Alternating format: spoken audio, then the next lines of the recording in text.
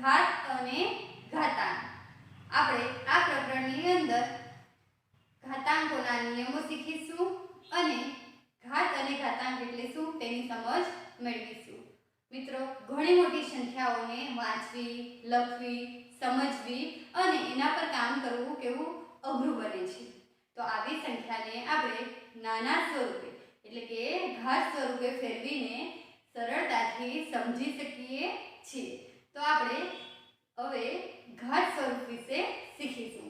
તો કોઈ પણ સંખ્યા હોય એનો એ જ સંખ્યા સાથે આપણે શું કરીએ, ગુણાકાર કરીએ। તો આપણે કોઈ એક સંખ્યા લઈએ 3, 3 નો ગુણાકાર આપણે 3 સાથે કરીએ તો એ જ સંખ્યાનો ગુણાકાર એ જ સંખ્યા સાથે આપણે કેટલી વાર કર્યો છે? 3 નો ગુણાકાર 1 2 3 4 અને 5 વાર કરેલો છે। તો 3 નો ગુણાકાર 5 વાર કરેલો છે, એને આપણે ઘાત સ્વરૂપે લખવું હોય તો કેવી રીતે લખી શકીએ?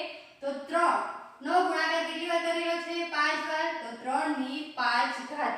આ રીતે આપણે એને દર્શાવી શકીએ। આ છે પુનરાવર્તિત ગુણાકાર। એટલે પુનરાવર્તિત ગુણાકાર એટલે શું? જે સંખ્યા આપેલી હોય એ સંખ્યાનો એ જ સંખ્યા સાથેનો ગુણાકાર। તો પુનરાવર્તિત ગુણાકારને આપણે ઘાત સ્વરૂપે આ રીતે લખી શકીએ, જેમાં 3 નો ગુણાકાર 3 સાથે કેટલી વાર કરેલો છે? 5 વાર। તો 3 ની 5 ઘાત એવું થશે, જેમાં 3 એ શું થશે? આધાર। 3 ને આપણે કહીશું આધાર, બરાબર? કેમ કે એના આધાર પર આપણે શું મૂકેલો છે? 5 અને એને આપણે કહીશું 5 ને શું કહીશું? ઘાતાંક, બરાબર? ધ્યાન આપજો। 3 એ શું થશે? આધાર અને 5 એ શું થશે? ઘાતાંક। ઉપર આપણે જ્યારે પણ ઘાતાંક લખીએ તો એ સંખ્યાને આપણે શું કરવાની? જરાક નાની લખવાની, આધાર કરતા જરાક નાની। હવે આને આપણે વાંચવું હોય તો સાંકેતિક ભાષામાં કેવી રીતે વંચાય? તો આને આપણે કહીશું 3 ની 5 ઘાત। તો કેમ વાંચીશું? 3 ની 5 ઘાત, બરાબર? આ રીતે વંચાય। આપણે હજુ કોઈ બીજી સંખ્યા લઈએ કે 2 ગુણ્યા 2 ગુણ્યા 2 ગુણ્યા 2 ગુણ્યા 2 ગુણ્યા 2 ગુણ્યા 2। હવે આને આપણે ઘાત સ્વરૂપે લખવું હોય તો કેવી રીતે લખી શકીએ?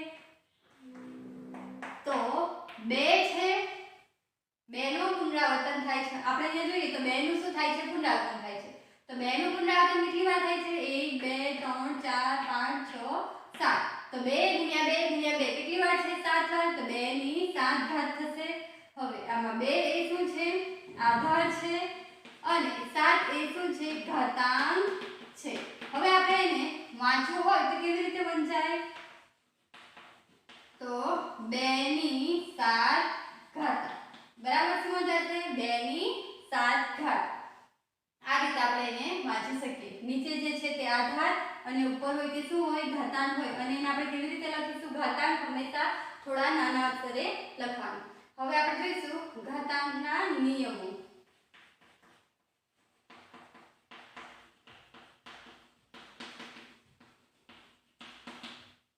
એમાં આપણે પહેલો નિયમ જોઈએ, સમાન આધારના ગુણાકાર,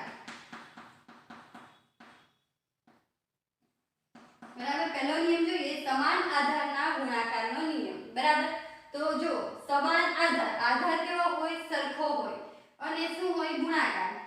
આપણે એક ઉદાહરણ લઈએ કે 2 ગુણ્યા 2 સમાન આધાર, આની ઘાત છે 3, 2 ની 3 ઘાત ગુણ્યા 2 ની 5 ઘાત। આધાર કેવો છે? સમાન અને ઘાતાંક કેવા છે? અલગ અલગ। પણ સમાન આધાર અને શું કરવાનું છે? ગુણાકાર। સમાન આધાર હોય અને ગુણાકાર કરવાનું હોય ત્યારે આપણે ઘાતાંકોનો શું કરીશું? સરવાળો। નિયમ બરાબર સમજજો। આધાર કેવો છે? સરખો। સરખો આધાર હોય ત્યારે ઘાતાંકોનો શું કરવો? સરવાળો। તો આને આપણે લખવું હોય તો કેવી રીતે લખીશું? 2 ની 3 + 5 ઘાત, બરાબર? શું થશે? 2 3 ને 5 કેટલા થશે? 8। તો આ રીતે આપણે એને ફેરવી શકીએ।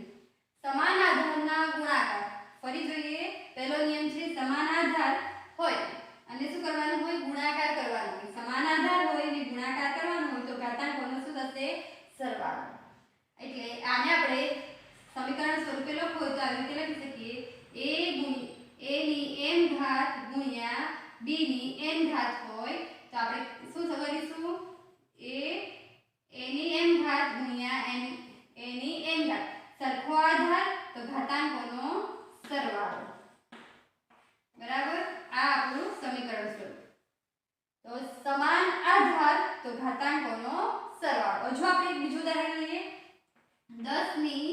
5 ઘાત ગુણ્યા 10 ની 3 ઘાત 10 ની 7 ઘાત ચાલો 10 ની 5 ઘાત ગુણ્યા 10 ની 7 ઘાત તો સમાન આધાર છે તો ઘાતાંકોનો શું કરીશું સરવાળો તો આપણે આને આ રીતે લખી શકીએ 10 ની 5 7 ઘાત તો 10 ની કેટલી ઘાત થશે 12 ઘાત થશે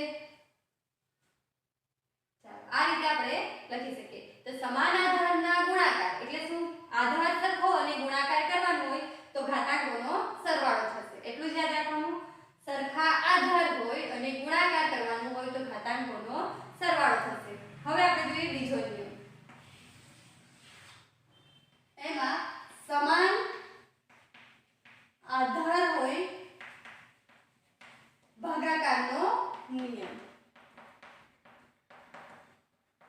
પહેલા આપણે સમીકરણ સ્વરૂપે સમજીએ સમાન આધાર અને શું હોય ભાગાકાર એટલે a નો m ઘાત ભાગ્યા a ની n ઘાત આવું આપેલું હોય આધાર સરખા અને ભાગાકાર આપેલું હોય બરાબર આધાર સરખા અને ભાગાકાર કરવાનો હોય ત્યારે ઘાતાંકોની શું થશે બાદબાકી જેમ અહીંયા આપણે શું કર્યું આધાર સરખા અને ઘાતાંકોની શું કરી અને ગુણાકાર આપેલો હોય આધાર સરખા અને ગુણાકાર આપેલું હોય તો ઘાતાંકોનો સરવાળો કર્યો એવી જ રીતે જ્યારે આધાર સરખા હોય અને ભાગાકાર કરવાનું હોય ત્યારે આની આપણે શું કરીશું બાદબાકી તો શું થશે a m ઓછા n હવે આવું ક્યારે થશે જ્યારે m ગ્રેટર ધેન શું હોય n બરાબર એટલે કે m ની કિંમત વધારે હોય કોના કરતા n કરતા વધારે હોય ત્યારે આપણે આ રીતે કરીશું જ્યાં a શું છે ખબર છે પૂર્ણાંક સંખ્યા એટલે કે ધન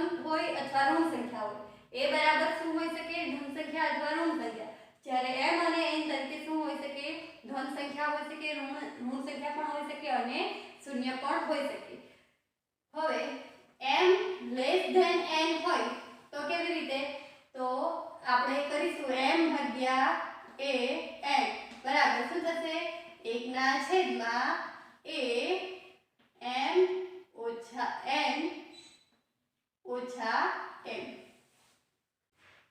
2 ની 10 ઘાત ભાગ્યા 2 ની 5 ઘાત ચાલો આવું આપેલું છે આધાર સરખા અને શું કરવાનું છે ભાગાકાર આધાર સરખા ને ભાગાકાર કરવાનું હોય ત્યારે ઘાતાંકોની શું થશે બાદબાકી એટલે આપણે આવી રીતે લખી શકીશું 2 ની 10 ઘાત ઓછા 5 એટલે શું થશે 2 ની 5 ઘાત બરાબર આ રીતે આપણે ફેરવી શકીશું હવે આપણે ત્રીજો નિયમ જોઈશું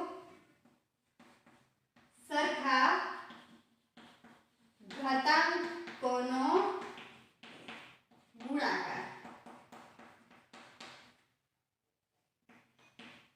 હવે જ્યારે ઘાતાંક કેવા હોય સરખા હોય અને ગુણાકાર કરવાનો હોય તો શું કરીશું ધારો કે આપણી પાસે આપણે સૂત્ર લઈએ a ની m ઘાત ગુણ્યા b ની m ઘાત હવે અહીંયા આપણે જોઈએ તો આધાર અલગ છે પણ શું સરખું છે ઘાતાંક સરખા છે એટલે ઘાતાંક સરખા હોય અને ગુણાકાર કરવાનો હોય તો આપણે કેવી રીતે કરીશું a ગુણ્યા b એની m ઘાત આપણે આ રીતે એને દર્શાવીશું બરાબર આખાની m ઘાત આપણે સમીકરણ દ્વારા લખ્યું હવે આપણે એક ઉદાહરણ લઈએ કે 2 ની કોઈ બીજી સંખ્યા લઈએ 3 ની 5 ઘાત ગુણ્યા 5 ની 5 ઘાત બરાબર હવે આપણે અહીંયા જોઈએ તો ઘાતાંક કેવા છે સરખા છે ને આધાર કેવા છે અલગ અલગ શું કરવાનું છે ગુણાકાર તો આને આપણે આ રીતે લખી શકીએ 3 ગુણ્યા 5 આધાર સરખો છે એટલે આપણે એકવાર લખી શકીએ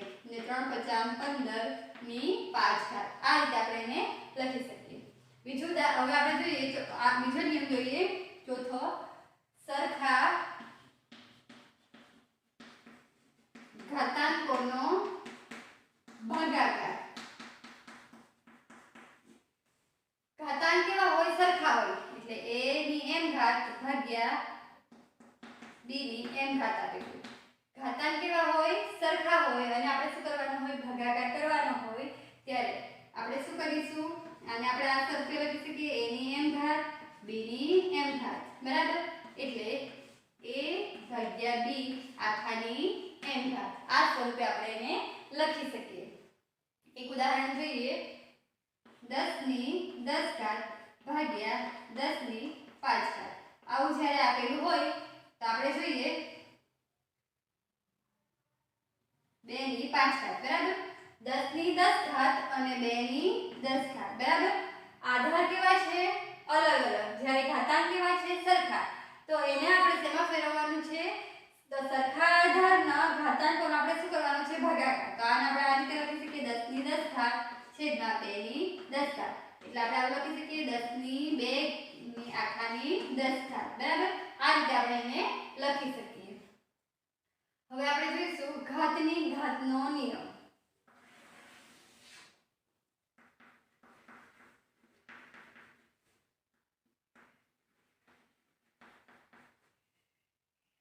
ઘાતની ઘાતનો નિયમ આપણે કોઈ ઉદાહરણ લઈએ. આપણે એને સમીકરણ સ્વરૂપે લખીએ કે કોઈ સંખ્યા છે a, એની ઘાત છે n અને એની ઘાત છે n. જ્યારે પણ ઘાતની ઘાત આપેલી હોય ત્યારે આપણે ઘાતાંકોનો શું કરીશું? ગુણાકાર. એટલે આ રીતે થશે m * n. બરાબર યાદ રાખજો, જ્યારે પણ ઘાતની ઘાત આપેલી હોય ત્યારે આપણે ઘાતાંકોનો શું કરવાનું છે? ગુણાકાર. આપણે ઉદાહરણ દ્વારા સમજીએ તો તમને ખ્યાલ આવશે. કોઈ એક સંખ્યા લઈએ 4, એની ઘાત લઈએ 2 અને એની પણ ઘાત લઈએ 3. તો ઘાતની ઘાત આપેલી છે, આધાર 4 છે, એનો ઘાત 2 છે અને એની ઘાતાંક કેટલી છે? 3 બરાબર. તો ઘાતની ઘાત આપેલી હોય ત્યારે ઘાતાંકોનો શું કરવાનો? ગુણાકાર. એટલે 4 2 * 3 આવું થશે. તો 4 ની કેટલી ઘાત થશે? 6. આ રીતે આપણે ફેરવી શકીએ. હવે જ્યારે પણ ઘાતાંક કેવો હોય? શૂન્ય હોય. કોઈ પણ સંખ્યા સાથેનો ઘાતાંક કેવો હોય? શૂન્ય હોય. એનો નિયમ જોઈએ.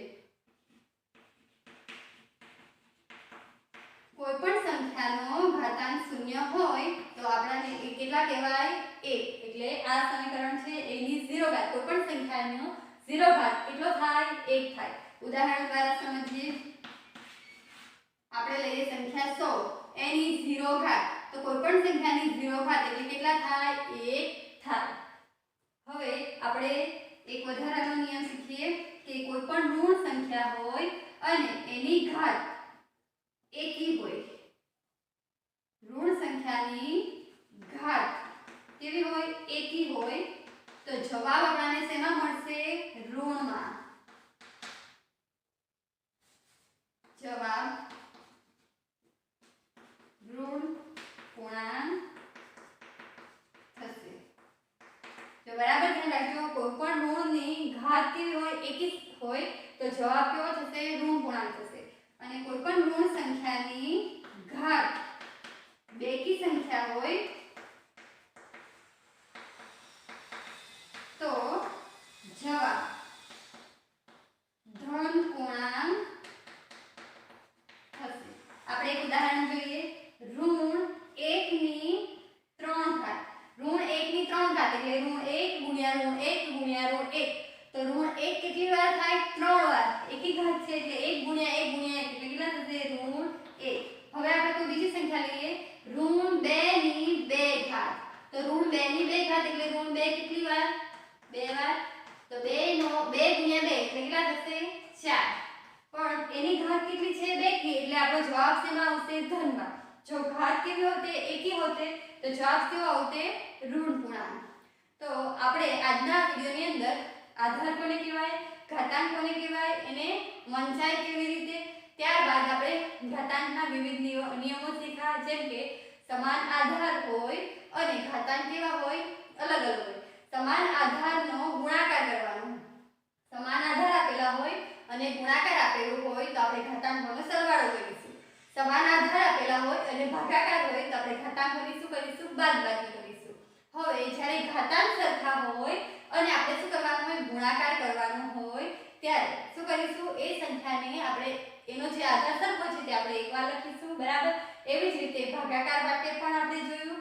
ત્યારબાદ આપણે જોયું ઘાતની ઘાતનો નિયમ. એટલે કે જ્યારે પણ કોઈ સંખ્યાની ઘાત આપેલી હોય અને એની પણ ઘાત આપેલી હોય ત્યારે ઘાતાંકોનો ગુણાકાર કરીશું. અને ત્યારબાદ શીખ્યા કે કોઈ પણ સંખ્યાનો શૂન્ય ઘાત હોય તો જવાબ કેટલો મળે? 1 મળે. અને કોઈ પણ ઋણ સંખ્યા હોય અને એની ઘાત એકી સંખ્યા હોય તો જવાબ હંમેશા ઋણ પૂર્ણાંક જ મળશે. અને કોઈ ઘાત બેકી સંખ્યામાં હોય તો જવાબ હંમેશા ધન પૂર્ણાંક મળશે. આ બધા નિયમોનો ઉપયોગ કરીને હવે પછી આપણે સ્વાધ્યાય જોઈશું. ફરી મળીશું નવા વિડીયો સાથે. આભાર.